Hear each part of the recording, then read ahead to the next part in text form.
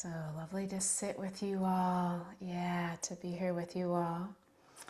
And welcome those who joined during the meditation.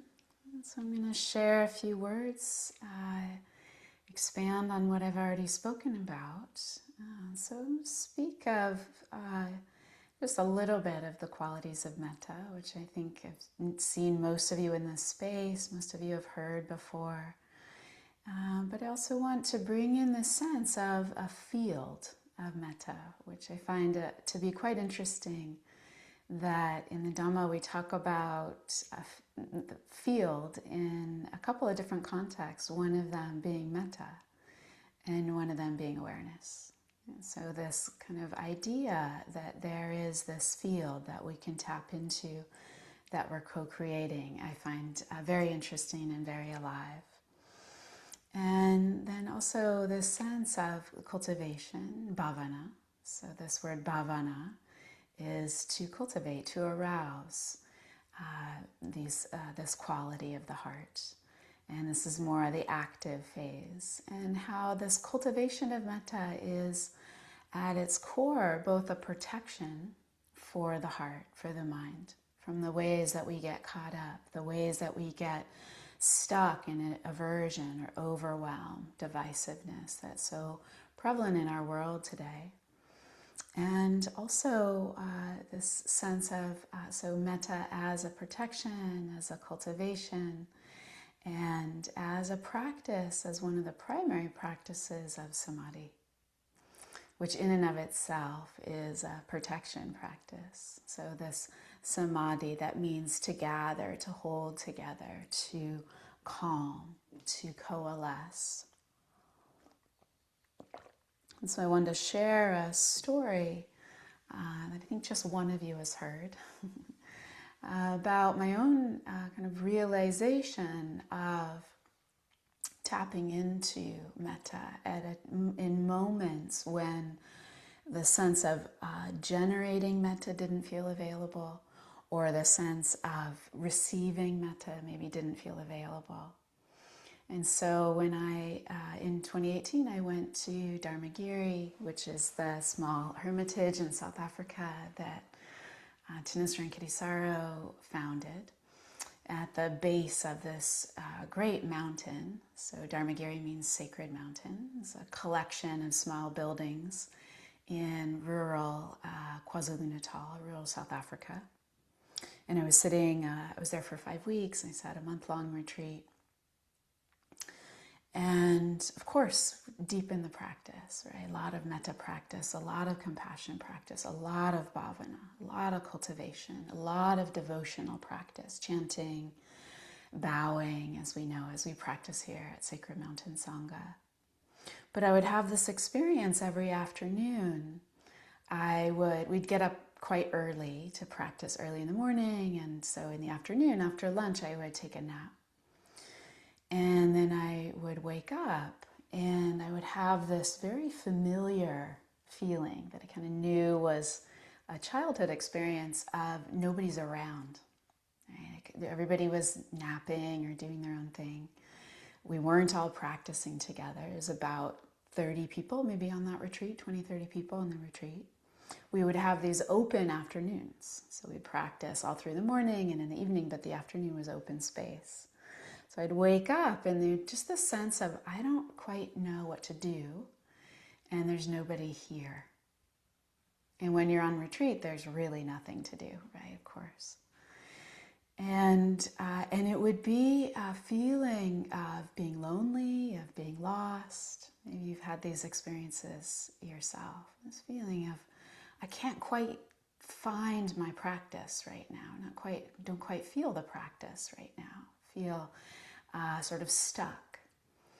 And so I would get up and I would walk through, there's an open field from where I was staying, and a little bit up the mountain there was a little called a rondavel, which is a small round building, kind of stucco on the outside, and then a round thatched roof. And this was a building where we could go and practice movement in this space. But there was also a shrine within this little building. So I'd go up to the building, and as you go into this little door, wooden door, step into a small alcove, and to the left there was a drawing. Someone had made this hand drawing of an anatomical human heart dropping into a river.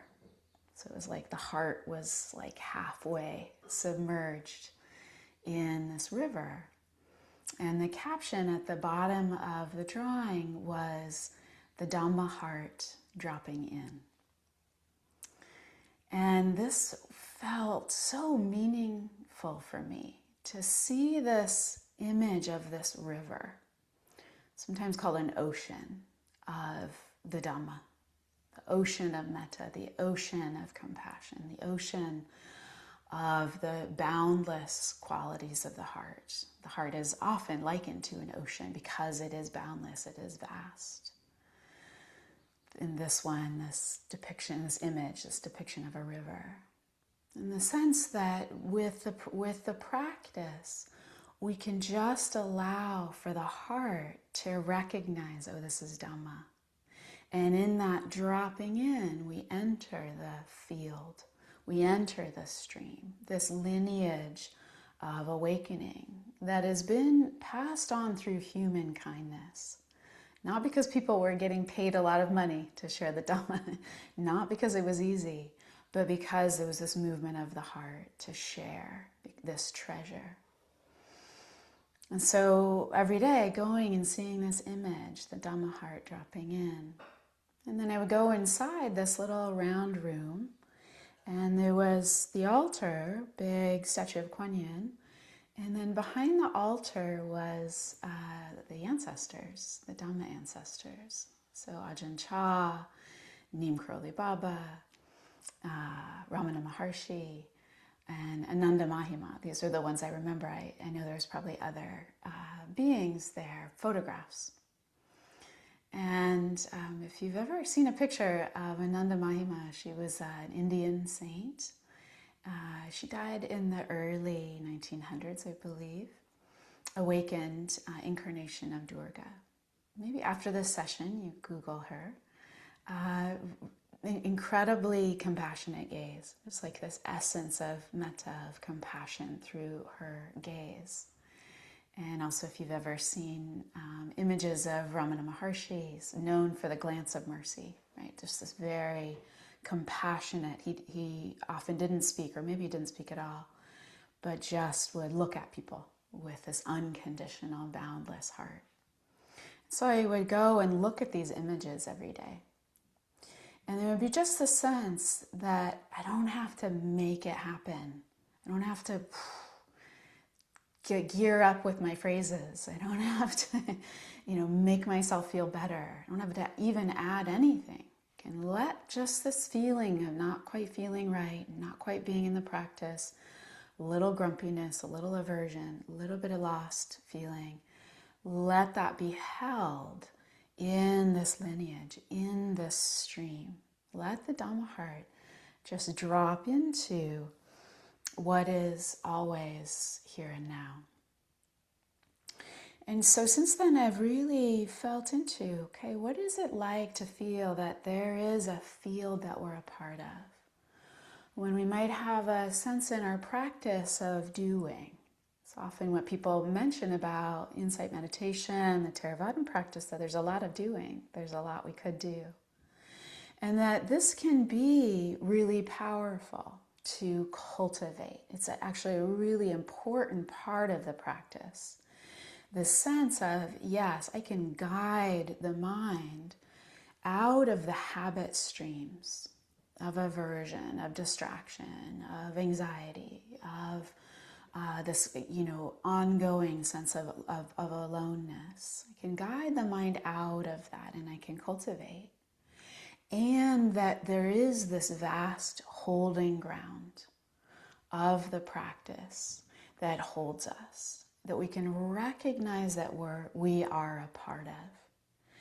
And that there is something in our system, at least for me, that helps to drop, that helps to settle into that field, those boundless qualities that are always here and now. In this practice, as I said, we can apply the sense of a cultivation, bhavana, that we can use a phrase or even just one single thought to guide the mind. And this is called vitakka. You maybe have heard Thanissaro Kittisaro or other teachers teach on vitakka vichara. Right? These are the first of the jhana factors, two of the jhana factors. So vitakka essentially is a thought that touches the samsaric nature of the mind, right? The nature of the mind that just keeps going and going and going. It's a single thought that guides the mind back into the present, that touches into, again, what is here and now. And in the case of a metta phrase, it reminds us, oh, this is the nature. This is the nature of the heart, this unconditional, non-abandonment, friendliness. So a phrase like, may I be safe and protected. For me, this is a very powerful vitakka, especially in the middle of the night, right? Wake up, the mind just starts to get going. And then that anxious thinking kind of colors everything. It starts to seep into every aspect of life. Like in that moment, just touch, vitakka. May I be safe and protected. Right? May I be balanced in body, balanced in mind. The sense of health, of well-being in body and mind. May there be ease. May I live with ease. Or may you, may they.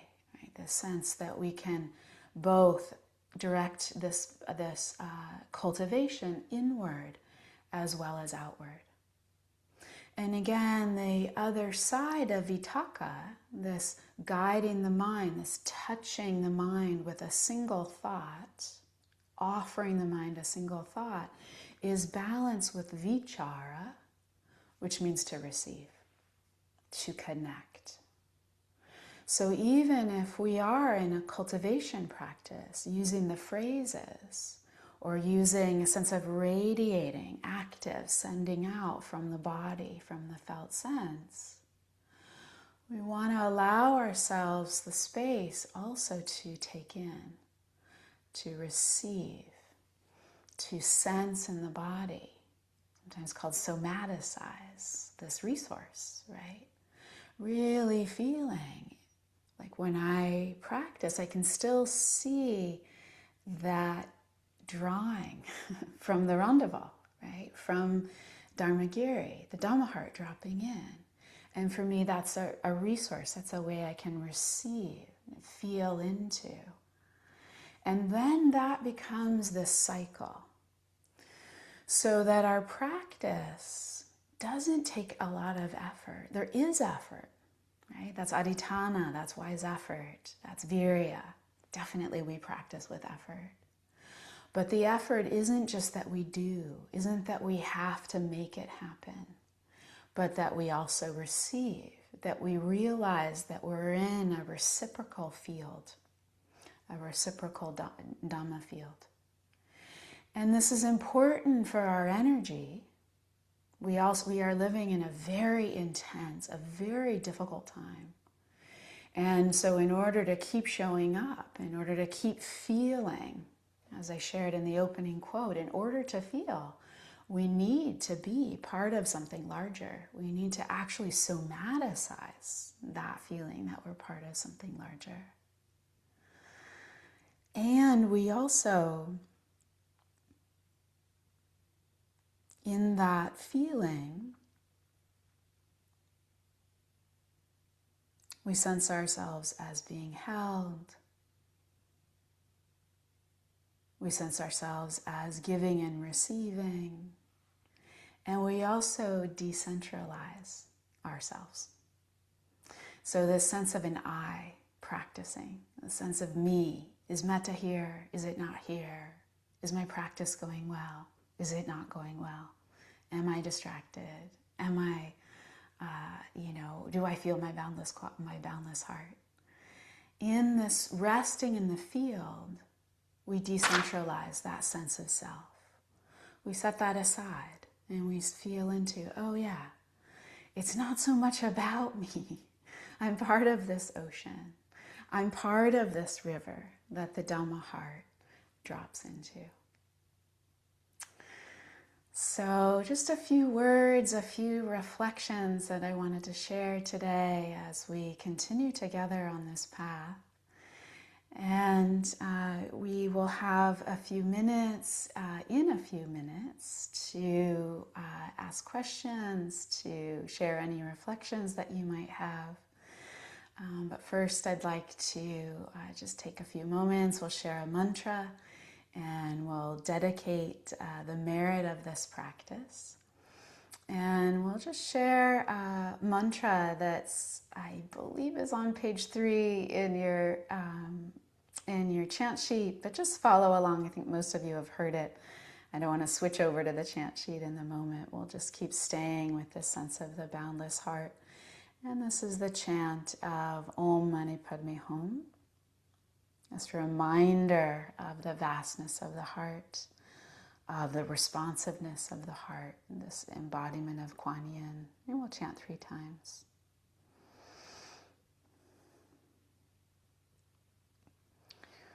Om Mani Padme Hum. Om Mani Padme Hum. Om Mani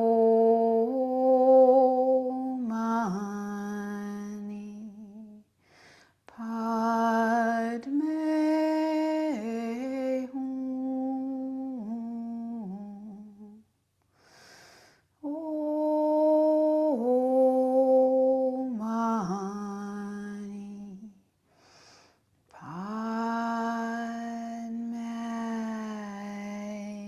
Hum.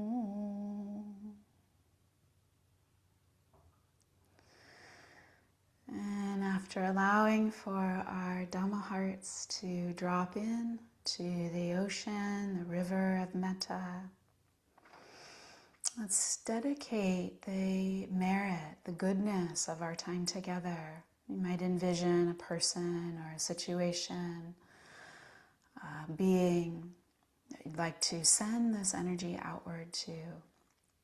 May the blessing of our time together here today, may it benefit all beings everywhere without exception. May all beings know the boundless, kind nature of the heart, compassion, joy, and equanimity. May all beings know ease in body and mind. May all beings be safe. May all beings be free. Om Mani Padme Hum. Om Mani Padme Hum. Om Mani Padme Hum.